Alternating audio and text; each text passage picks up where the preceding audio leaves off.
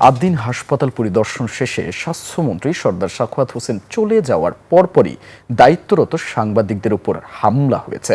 হাসপাতালের কর্মীরা সাংবাদিকদের অবরুদ্ধ করে। আত্মরক্ষায় তারা বের হয়ে যাবার চেষ্টা করলে ধাওয়া করে মারধরও করা হয়। সিরাত আল মুস্তাকিমের রিপোর্ট।